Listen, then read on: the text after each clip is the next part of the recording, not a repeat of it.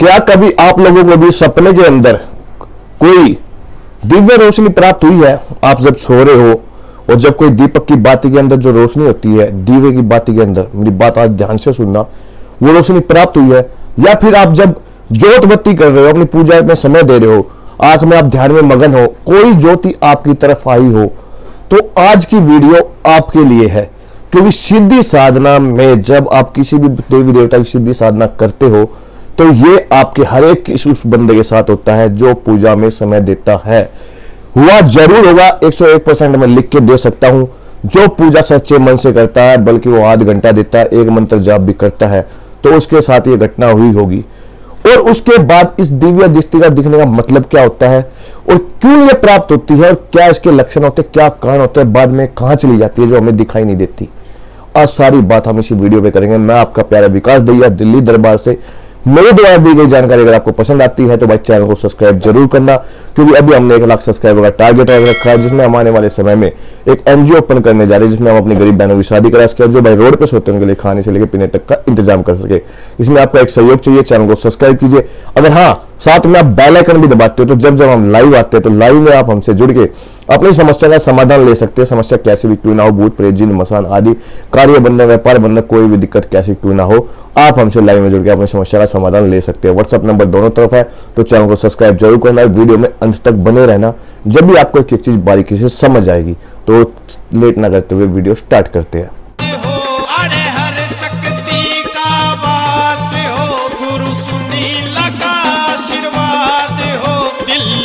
दरबार विकास भगत दादा चाहवे तेरा प्यार हो, दुनिया में ठोकर खाली दादा तेरे। आप लोगों ने कहीं ना कहीं दिव्य दृष्टि, जिसमें आप किसी भगत के पास जाते हो, वो आपका देख के बताता है। कहीं ना कहीं इस चीज का आपने नाम जरूर सुना होगा, दिव्य दृष्टि कैसे खोले। और आज का जो टॉपिक है वो है दीपक की बाती का दिखना सपने के अंदर। कोई ऊर्जा दीपक की बाती की लो की तरह आपके शरीर में प्रवेश कर रही है, या फिर आप पूजा पे समय दे रहे हो, जब आपके शरीर में प्रवेश कर रही है, उसका दिखना, दिव्य दृष्टि का दिखना, दोनों एक दूसरे से कनेक्टेड है। आज का टॉपिक इसलिए कहा था अंत तक देखना है, कि एक चीज बारीकी से समझना। आपको भी कहीं ना कहीं ये दीपक की बाती मिली है, आपने ध्यान दिया हो या ना दिया हो, या फिर आपको ने ध्यान भी दिया हो, उसके बाद वो बत्ती दिखना बंद हो गई है। तो आज सारी चीजें एक दूसरे से कनेक्टेड है। और समझना मेरी बात को, एक चीज ये बारीकी से समझना, जब भी आपको एक चीज समझ आएगी। दिव्य दृष्टि और बत्ती, जब आप अपनी पूजा के में समय देने लग जाते हैं, आधा घंटा 1 घंटा, कोई मंत्र निकालने लग जाते हैं, किसी भगत के द्वारा दिया हुआ मंत्र हो, या फिर आपने कोई नेट से मंत्र लिया हो, या कहीं भी यूट्यूब वगैरह कहीं से भी देख के आपने मंत्र लिया, जब हम उस मंत्र का जाप करते हैं, जब हमें देवी देवताओं की शक्तियां मिलने लग जाती है, तो हमें एक दिव्य दृष्टि प्राप्त होती है। दिव्य दृष्टि देवी देवता की होती है, जो कि ज्योत की बाती की तरह आपके शरीर में प्रवेश करती है, दीपक की बाती की तरह आपके शरीर में प्रवेश करती है। आपका एक्साइटमेंट इतना हो जाता है, या फिर आपको पता नहीं होता है क्या हुआ, मेरे साथ एक बात आई और वो मेरे शरीर में प्रवेश करेगी। आप कई बार डर जाते हो, कभी कोई नेगेटिव ऊर्जा तो नहीं है, कोई आपने सुना होगा मटके में आग चीज आती है, कोई ऐसी आती है, तो आप करते क्या हो? आप अपने चौकी में, जिस चौकी में जुड़े उसको आप वो बात पूछते हो कि मेरे को दिव्य दृष्टि प्राप्त हुई, या मेरे को बाती की तरह कोई लो आई, वो मेरे शरीर में प्रवेश हो गई। तो भगत क्या करते हैं? लेट मत करो, सीधा चौकी पे आ जाओ, कल आ जाओ, परसों आ जाओ, अगले दिन आ जाओ, 1 हफ्ते में आ जाओ, आ जाओ। वो आपको बुलाते हैं। आपको बुलाने के अंदर आपके शरीर में जब तक पहले सवारी नहीं आती थी, फिर सवारी भी आने लग गई थी, आपकी सवारी को बुलाया जाता है, चेक किया जाता है, देखा जाता है। और उसके बाद जब तक आप उस चौकी पे नहीं गए थे, जब उसके बुलाने आपको अपना दूसरे के बारे में देख रहे थे, देखने लग गया था, आप बताने लग गए थे, एक दूसरे का पूजा देने लग गए थे, अपने परिवार के बारे में देखने लग गए थे, कोई नेगेटिव ऊर्जा आपके परिवार की तरफ आ रही थी, वो आपको दिखने लग गई थी।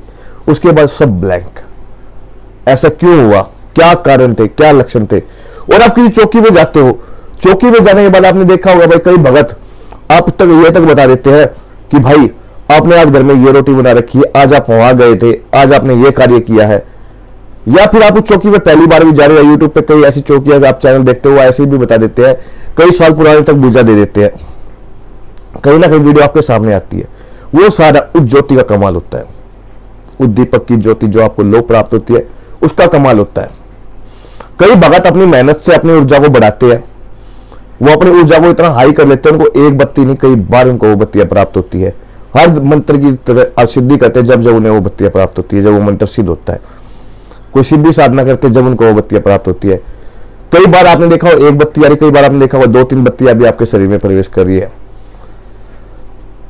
इसके पीछे का कारण यही है, क्योंकि जब आपको किसी देवी देवता की सिद्धि करते हो तो सबसे पहला लक्षण आपको दिखाई जो देता है, आपके शरीर में बत्ती का प्रवेश होना दिखाई देता है, जिससे आपके आज्ञा चक्र पे बैठती है वो बत्ती, सीधा जाके आपके यहाँ पे प्रवेश करती है या फिर आपके हृदय में प्रवेश करेगी। आपने देखा हो जब दिव्य दृष्टि आती है, कई बार जो भाइयों के साथ ये अनुभव हो चुके ना, उनको मेरी बात बिल्कुल बारीकी से समझ आ रही होगी। जिनके साथ नहीं हुए हैं तो आशा करता हूं आप अपनी पूजा पाठ पे ध्यान दीजिए और जल्दी आपको ये लक्षण दिखाई देंगे। आपको कहीं भटकने की जरूरत नहीं पड़ेगी, आप वीडियो को देखते रहना, समझने की कोशिश करना।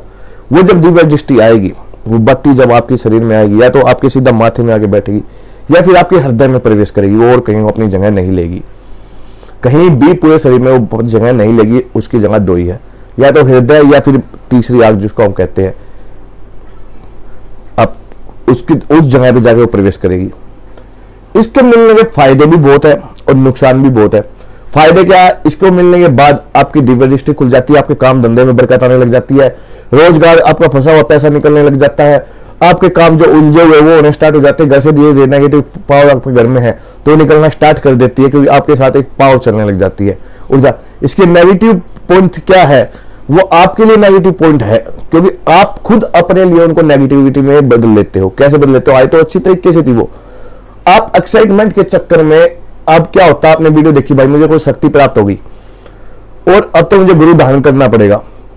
गुरु की तलाश आपको जो है ना एक ठहराव के साथ होती है। मैं आपको बता देता हूं, जब तक आपकी लाइफ में ठहराव नहीं आएगा ना, जब तक आपको एक अच्छा गुरु नहीं मिल सकता।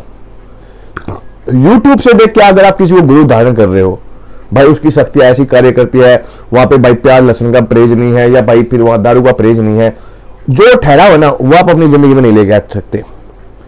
आज के टाइम में आदमी को लालच तो सब चीजों की है कि मुझे ये भी चाहिए, मुझे वो भी चाहिए, मुझे ये भी चाहिए, मेरा परिवार भी खुश रहे और परहेज भी ना करना पड़े। हर तरीके की फैसिलिटी देख के अपनी इच्छा के अनुसार वो अपने गुरु को चयन करते हैं।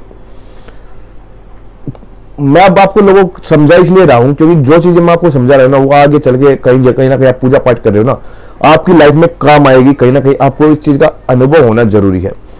वो आपको आप आगे जाके अगर आपको पछतावा करना है तो आगे चल के आप कैसे भी आप कार्य कीजिए, वो पछतावे के साथ आपको अनुभव होगा। और वो पछतावा ना होने के बाद तो आज मेरी बात एक एक समझने की कोशिश करना। ठहराव जिंदगी में बहुत जरूरी है। आप किसी भी चीज में हाथ देते हो ना, जल्दबाजी में किया हुआ कार्य शैतान का कार्य होता है। जल्दबाजी में अगर कोई करते हो आप कार्य, और वही कार्य अगर आप ठहराव के साथ करते हो, सोच समझ के आने वाले फ्यूचर को देखते हुए अगर वो कार्य करते हो, तो आपकी लाइफ कभी भी बर्बाद नहीं हो सकती। आपको शक्तियां तो प्राप्त हो गई, शक्तियां प्राप्त होने के साथ साथ आपको यह पता है कि हाँ भाई गुरु धारण करना, आज के टाइम में छोटे छोटे बच्चे को पता भाई भक्ति लाइन में जाना तो गुरु होना जरूरी है। पर गुरु का चयन करने के लिए ठहराव होना जरूरी है। अगर वो ठहराव आपकी लाइफ में आ गया, आपने सही टाइम पे सही सच्चा गुरु आपने चयन किया, तो आपकी लाइफ बदलने से कोई नहीं रोक सकता। आज के टाइम में 100 में से 10 या 15% बच्चे ही इतने कामयाब है, भक्ति लाइन में आगे बढ़ चुके हैं, जिन्होंने ठहराव के साथ कार्य किया।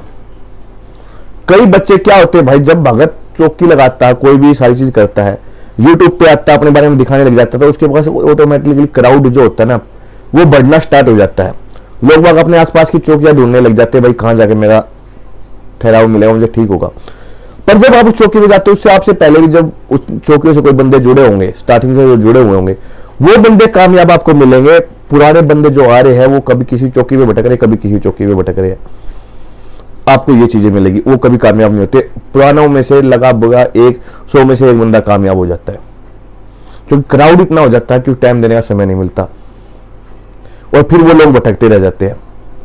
तो मेरा कहने का मतलब यह है कि अपनी लाइफ में जब आपको दिव्य दृष्टि प्राप्त हो जाती है, सारी चीज प्राप्त हो जाती है ना, तो एक ठहराव लेके आओ। गुरु का मतलब पता क्या होता है? गुरु का मतलब होता है अंधकार से प्रकाश की ओर लेके जाना। और एक शिष्य का मतलब क्या होता है आपको मैं बता देता हूं। अगर आपने किसी को मन से गुरु मान लिया ना, वो गुरु आपके लिए कार्य करे या ना करे, वो गुरु आपके लिए कार्य करे ना करे, उनकी शक्ति आपके लिए कार्य करती है। आप मान के चलिए जिस चौकी से आप जुड़े, वो गुरु भाई कितना भी नालायक क्यों ना हो, मतलब नालायक का मतलब ये है वो आपके लिए कितना भी गलत क्यों ना करता हो, आपको कामयाब होने से क्यों ना रोकता हो, पर अगर आप उनको अपने आप को समर्पण करके चल रहे हो, आप जो करेगा यही करेगा, तो भाई उनकी शक्ति आपके साथ कभी भी गलत नहीं होने देगी। क्योंकि गुरु है कौन? है तो एक इंसानी, आप जैसे इंसान, हम भी वैसे इंसान। गुरु ने क्या होता है भाई, एक सिद्धि कर रखी होती है, एक साधना कर रखी होती है, अपनी शक्तियों का एक लेवल लेके जा रखा होता है। वो शक्तियां कार्य करती है गुरु की इच्छा के अनुसार, पर गुरु जब कार्य करता है वो भी उन शक्तियों की इच्छा के अनुसार करता है।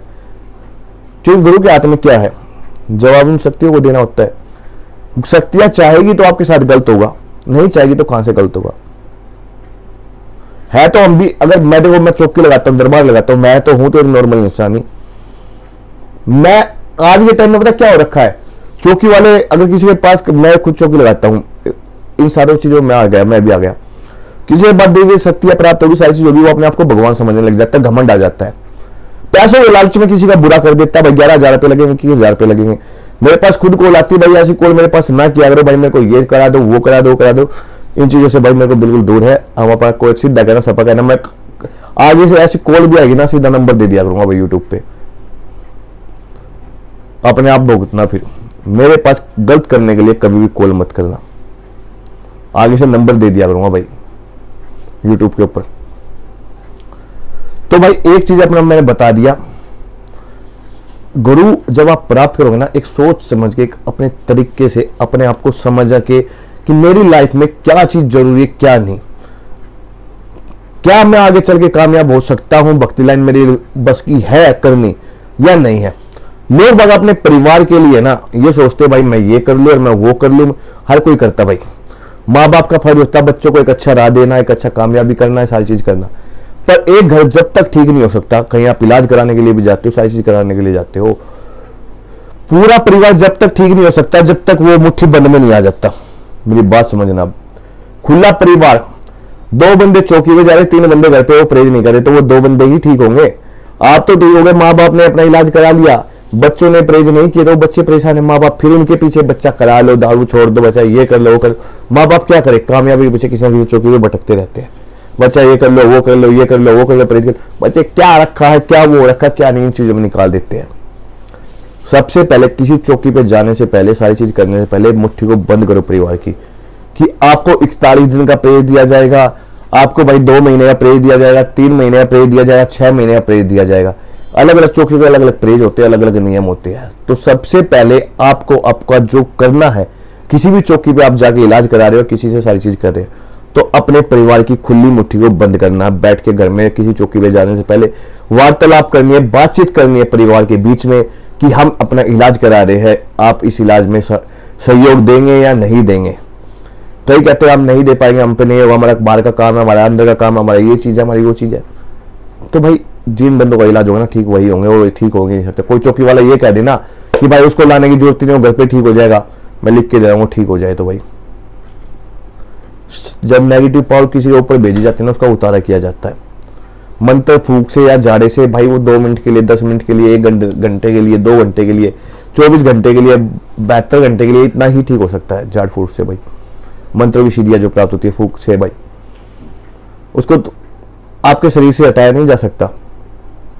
वो हटाने का कार्य जो होता है वो उतारे से ही होगा, या फिर उसको शरीर से पेशी लेके, जब किसी के देवी देवता साथ चलते हैं, भगत के शरीर में पेशी आके उसको उठाया जाता है भाई चीज को, या फिर उतारे से।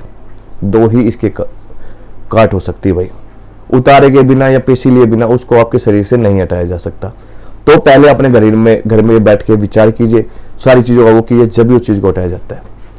और दिव्य दृष्टि भाई जब आपको मिलती है तो ज्यादातर भाई मैं आज आपको एक ही बात बताऊंगा, किसी के सामने शेयर नहीं करनी चाहिए ये चीज है कि भाई मुझे दीपक की बाती लो जलती आई है, इसका भुगतभोगी मैं हूं, मुझे सारी चीज मिली थी खुद ही अपने हाथों पर। उसके बाद अच्छे गुरु और सच्चे गुरु के सर में जब मैं गया तो मुझे दोबारा उनके मार्गदर्शन से दोबारा सारी चीजें प्राप्त हुई। वरना था एक पैसों का लोभी, मेरी वीडियो देखता, मुझे पता है सारी चीज करता है, आज वो कामयाब मुझे देख के जलता भी है कि काश उसको अपने पास होता।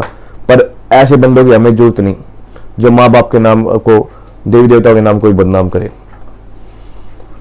मेरी आप सबसे यही आशा है, यही आपको संदेश देना चाहता हूं मैं, कि जब आपको कोई दिव्य दृष्टि प्राप्त होती है, कोई दीपक की बाती प्राप्त होती है, तो उसको शेयर ना करे जब तक आपको ये ना लगे कि मेरा गुरु एक सच्चा है, आपको एक आगे बढ़ाने के लक्ष्य में आपको ले जा सकता है, भक्ति लाइन में आपको सही मार्गदर्शन दे सकता है।